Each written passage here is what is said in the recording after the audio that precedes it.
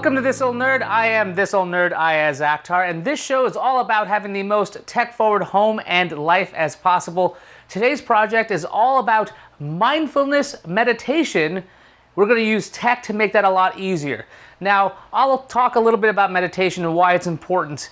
And if you don't believe in that stuff, that's fine. Maybe you're like, meditation is complete bunk. I don't want to deal with that. If I'm willing to give it a shot, you might want to hear me out a little bit on this. So here's why I'm into mindfulness meditation. I have a mind that likes to grab onto things, okay? So imagine there's a project, something's not working, and I'm like, I'm gonna work on this, work on this, work on this. Then I've gotta do something in real life. And the problem is that my brain won't let it go. So I could be out to dinner, I should be doing something else, I should be paying attention to what's going on, but I am still wrestling with that project in my head.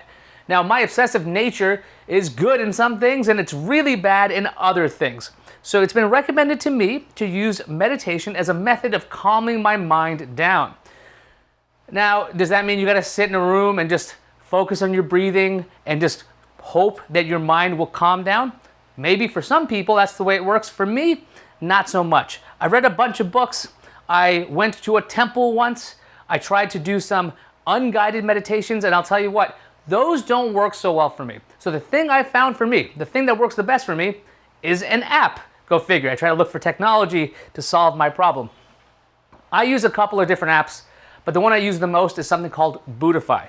Now, Buddhify is not sponsoring this video. It is a paid app. It's on iOS and Android. They give you a series of guided meditations. They range in times from like 2 to 3 minutes to like all the way to like maybe 15 to 30 minutes if you want to get in that far. Me, I'm probably closer to the 15-minute range when I'm really into it. What Buddhify lets you do is you choose a meditation based on sort of how you're feeling and the scenario you're in. The thing about meditation is you're building a skill. Let's say you're in a bad mood, you go, I'm gonna get the Buddhify app and then I'm gonna hit this meditation, I'll be able to concentrate, I'll bring myself back down. No, that is very hard to do. This is like a workout. You should be meditating on a regular basis to give yourself the ability to call upon those skills when you need them the most. And I'll tell you what, some of these meditations have come in really handy for me as long as I've been doing a practice, day in, day out, day in, day out. So in this video, we're gonna be talking about building a meditation kit. You might be thinking, hey, listen, you just said it's an app. I'll just get that app on my phone and we're done. Yes, that's true. That's a great way to do it. Go ahead, download a couple apps, try them out, see if they work for you. But in my case, the reason why I needed to build a kit is because something happened. That's right, something unexpected happened. Like the beeping outside right now. Unnecessary. Anyway, something unexpected happened when I was trying to meditate the other day.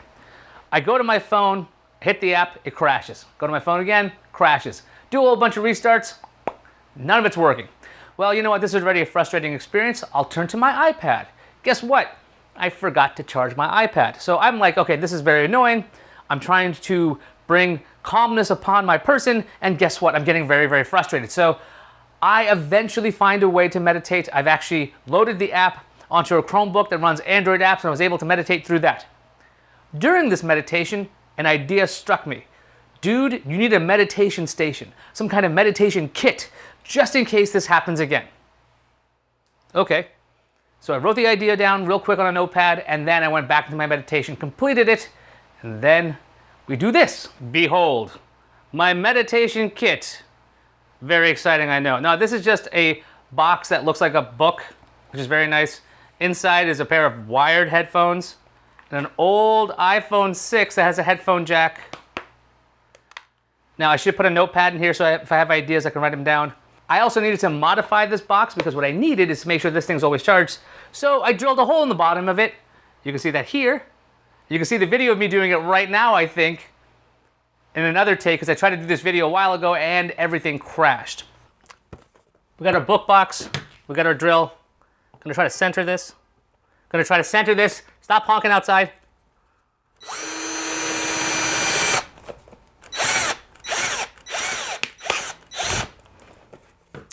It's not super pretty, we gotta clean this up a bit. How's it look on the inside? Not bad. So when you're building your meditation kit with an old phone, here's what I suggest you do. I use an iPhone 6, so I updated it to the latest iOS it could get. Then I downloaded the Buddhify app, not a problem. So far, so good. Then turn off all the notifications. This thing is for meditation. You don't want things popping up saying, hey, you remember this phone call? Hey, you want an iMessage or you want this other thing? Absolutely not. Turn off all notifications. If you can, turn off all system updates as well. You don't want something breaking in the meantime. Is this the best use for an iPhone 6? Probably not, but in my case it was because all that phone did was sit in a box and do nothing. I also went with the iPhone 6 because it does have a headphone jack. I didn't need to keep another thing charged with it. So in this book box, I can close it up, put the lightning cable through it, keep this thing charged and keep it on a nice little table. It sits there and nobody notices it while it's in its book box and it's staying charged the whole time. So far, so good. But that's not all. So look, I'm happy that I have a backup kit, but what the heck is going on with my Android phone? I'm not sure exactly. So at some point, some kind of system update is either gonna fix this or break this or whatever. But right now, here's what I needed to do. I figured something out. I'm like, wait a minute now. This app just has audio files in it, right? So what I should do is get those audio files off of the app, put them in a playlist somewhere else, and have them anytime I need them. Yes, the interface is something I like about the Buddhify app, but if I can't get it to work, I still want to use the meditations. So how am I getting the meditation audio into my Android device? Well, I'm going to tell you how I did it. I took the iPad app and ran it on my M1 Mac. I right-clicked the app, and then I clicked Show Package Contents. From there, I went into another folder. It said Wrapper. Then you saw Buddhify 3.app. I right-clicked that, hit Show Package Contents, and I went to Media. Okay, here, we've got two different kinds of files. We've got Apple M4As and some MP3s. If you look at these files, they have crazy file names. So then I had to figure out how exactly am I going to find out which file is which, okay? Obviously, these do correspond to the meditation audio, but how? What is the key? So I took all the audio files, the MP3s, the M4As, and I copied them to another directory. From there, I would mess with all the files. I took that entire bunch of audio files, I put them in a VLC playlist, and there was something really helpful. I could actually organize by the runtime of each file. Then on some working device, I used the Buddhify app, I'd call up my favorites and I would see how long they were in time. I would try to match as close as possible the times because the Buddhify app might say 4 minutes and 58 seconds, but the actual file is like 5 minutes and 3 seconds for whatever reason. I don't really mind this. So I'm going by brute force. I'm clicking my favorite and then clicking around to see what's close. From there, I right-click on the playlist from VLC, Show and Finder, and rename the file into something I could actually read. Like, this is what this meditation is, instead of it being like 4A5699.m4a.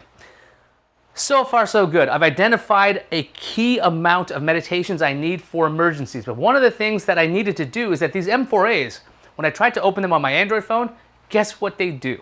They show up as a video file, so I get this little black screen, and I don't want that. We're not doing that. So I took the files and I used Media Encoder to convert them to MP3s. From there, I took these files, I copied them into my Google Drive. I then brought them over to my phone. I made sure I had a local copy. I have them in the cloud, and now I have all my stuff in so many different ways. It's such a weird thing I do because the thing is, once I find something I like, something I want to use, I'm going to make sure I can use it no matter what. Unlike the Harmony remote, which I'm letting go. Anyway, so what about the partner acceptance rating? Well, the meditation kit could easily be on the shelf behind me or on a table and wouldn't be noticeable. The fact that it needs to be plugged in, yes, that's somewhat noticeable, but we have wires, that's a fact of life. The other part of the partner acceptance rating, me getting a handle on my mental stuff, that gets a huge, like 5 out of 5 partner acceptance rating. My wife loves the fact that I'm doing this, my son loves the fact that I'm doing this, and the reason why they do that, the reason why they love it is because I can see it. So they know me very well, and there are instances where something happens and they know this thing could normally annoy me. The fact that I am not saying like, what on God's green earth is going on, blah, blah, blah, blah, blah, blah, blah.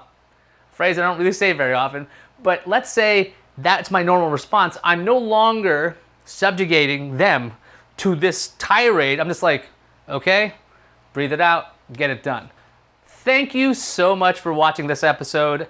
I enjoyed explaining this and this little kit using technology to keep a calmer mind for a better life, I think that's great. But you know what was not nice is the fact that I tried to make this episode in December and the audio got all messed up and I needed my meditation skills there. I needed my calmness to relax because the entire episode, at least half of the audio clips, were all messed up.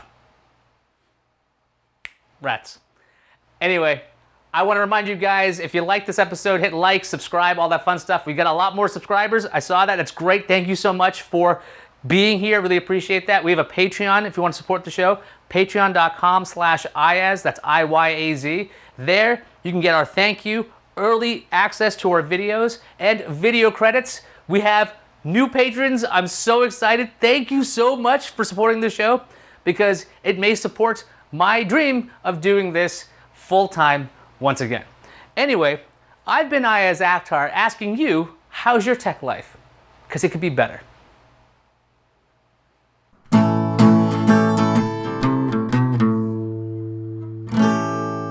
So I'd like to take this opportunity to address something that's come up a lot. They say, Iyaz, you're not that old. Why are you calling the show This Old Nerd? Well, I like the show This Old House. So I said, okay, what's like that? This Old Nerd. I thought that was kind of clever. I'd been a nerd pretty much my entire life. But a fellow... one sec. That was a door buzzer. What I wanted to point out, a shout out to Robert Yap on Twitter who wrote, you're not old. Clint Eastwood is old. You and I are matured. Like cheddar or jerky. Thanks, Robert. I appreciate that. Always loved being compared to cheddar or jerky.